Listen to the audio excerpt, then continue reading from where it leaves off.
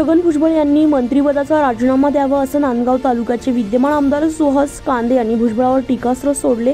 तर आमदार सुहास कांदेंच्या आरोपांना अन्न आणि नागरी पुरवठा मंत्री छगन भुजबळ यांनी सडेतोड उत्तर दिले.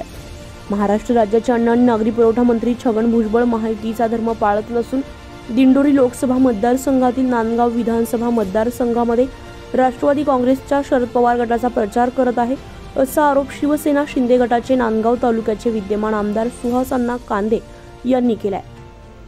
भुजबळांनी मंत्रिपदाचा राजीनामा द्यावा अशी मागणी देखील त्यांनी केली आहे. तर दुसरीकडे छगन भुजबळ यांनी सुहास कांदे यांचे आरोप फेटाळून लावले. परंतु याचे पडसाद आता नाशिकमध्ये उमटत असून राष्ट्रवादीचे कार्यकर्ते प्रचंड नाराज आहेत.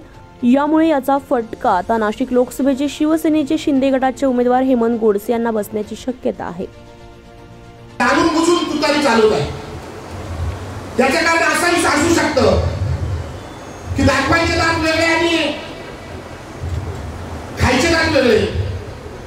मला वाटतं कालच जितके राष्ट्रवादीचे सगळे नेते होते सगळ्यांचे फोटो सगळ्यांचे व्हिडिओ माझ्याकडे आलेले आहेत आणि प्रत्येक जण हा तुतारीचा बापूसाहेब चालून बुजून काम करतात. आणि मला असं वाटतं ते दादा किंवा काका की आपण याची सगळी माहिती बीजेपीचे सागर भाऊ असेल, शिंदे साहेब असेल, गणेशराव शिंदे असेल, सानप साहेब असेल, सागर असेल यांनी मला वाटतं ही ताईला ही गोष्ट कळवावी. कारण जर भुजबळांना मंत्रिपद घ्यायचं असेल तर त्या महायुतीमधून मंत्रिपद घ्यायचं आणि काम करायचं असेल तर ते तुतारीचं काम करायचं. मग तुम्हाला जर एवढा तुतारीचा पुलका असेल तर मी ह्या मेळाव्याच्या निमित्ताने भुजबळांना जाहीर आवाहन करतो की आपण आपल्या मंत्रिपदाचा राजीनामा द्यावा आणि कुशल तुतारीचं काम करावं. आणि जर बीजेपी घोषकपणाने दाखवत असेल, आदरणीय भारतीताई पवार सुद्धा जर असं दाखवत असेल तर मला वाटतं हे चुकीचं आहे. आम्ही सगळ्यांनी एकत्र यायचं, आम्ही सगळ्यांनी शिवसेनेवाल्यांनी एकत्र येऊन मेळावे घ्यायचे, प्रत्येकाने उन्हातान्हात काम करायचं. व्यासपीठावर बसलेल्या मान्यवरांनी गावामध्ये मतदान टाकून घ्यायचं, माझ्या समोर बसलेल्या माता भगिनींनी काम करायचं, समोर बसलेल्या ग्रामपंचायत सरपंच असेल, सदस्य असेल त्यांनी भूतप्रमाणे लोकांना एकत्र करायचं, येत्या 20 तारखेला मतदान करायचं. आणि जर हे सगळं होत असताना तुम्हाला जर मंत्रिपद लागत असेल आणि तुम्ही जर वरतून सूचना करत असाल तर काम जर तुतारीचं करायचं असेल तर मला असं वाटतं की हा आपल्या बरोबर असलेला शिवसेना पक्षाबरोबर असलेला हा घात आहे हे मला या ठिकाणी सांगायचं.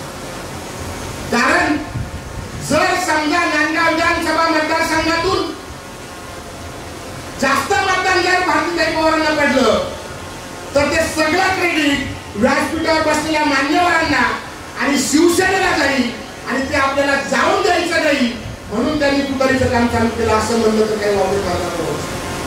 मला मोठं आश्चर्य हे वाटतं तुमच्या सगळ्यांचं की तुम्ही या सुहास कांदेला जर जो आमदार असला तरी त्याला काही गांभीर्याने एवढं घेण्याची आवश्यकता आहे का? त्याची काय वृत्तीचा मनुष्य याची तुम्हाला कल्पना आहे? मला पण त्यांना सांगायचं आहे, एक तुम्ही आम्ही या आज नाही याच्या अगोदरपासून जे आहे 15, 20, 25 दिवसापासून ह्या येवल्यापासून सुद्धा भारतीताई पवारांच्या कामाला मी सुरुवात केली.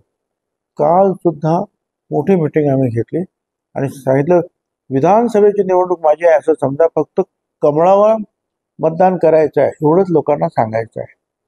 बाकी जसं विधानसभेत आपण काम करतो माझ्यासाठी तसं सगळ्यांनी काम करायचं आहे. आपली स्वतंत्र यंत्रणा राबवायची आहे. हीच परिस्थिती जी आहे आम्ही नांदगावमध्ये सुद्धा सांगितलं सगळीकडे. कारण काय आता 3 पक्ष असतात, कोण काय बोलतो कोण काय बोलतो. म्हटलं तर याच्यात जाऊ नका, वेळ नाही आपल्याकडे. आपल्याला मोदी साहेबांच्यासाठी जे आहेत त्या सगळ्या उमेदवारांना निवडून पाठवायचं आहे. आणि या कांद्याचं जर म्हटलं म्हणजे एक तर जे आहे त्या आमच्या भारतीताईंना कांदा त्याचा प्रॉब्लेम, त्याच्यात कांदे त्याचा प्रॉब्लेम, 2 कांद्याचा प्रॉब्लेम त्यांना होतो आहे. तर आता एक कांदा आहे त्याचा प्रॉब्लेम जरा बराचसा सुटल्यासारखा वाटतोय कारण एक्सपोर्ट वगैरे सुरू झालेला आहे. त्या कांद्यांना मला एवढंच सांगायचं त्या आमदार कांद्यांना की तुमचं आमचं काय आहे ते बघू आम्ही विधानसभेला आपण, परंतु ह्या तुमच्या आमच्या ह्या लढाईमध्ये उगीच भारतीताईचं नुकसान होणार नाही याची काळजी घ्या. काय तुम्ही आमच्या विरोधात बोलायचं ते बोला, त्यांना नुकसान होणार नाही एवढं बघा. बाकी आमचे सगळे लोक काल सुद्धा संपूर्ण दिवस आमचे लोक त्यांच्याबरोबर नांदगावमध्ये फिरत होते. मी येवलामध्ये दिवसभर मिटिंग घेतो. आमचं काम व्यवस्थित सुरू आहे आणि आम्हाला त्यांनी शिकवायची आवश्यकता नाही की प्रामाणिकपणा काय असतो काम करण्याचा, हे त्यांच्याकडून मी शिकावं असं मला वाटत नाही. राजक्रांती न्यूजसाठी मुक्ताराम बागुल, नांदगाव.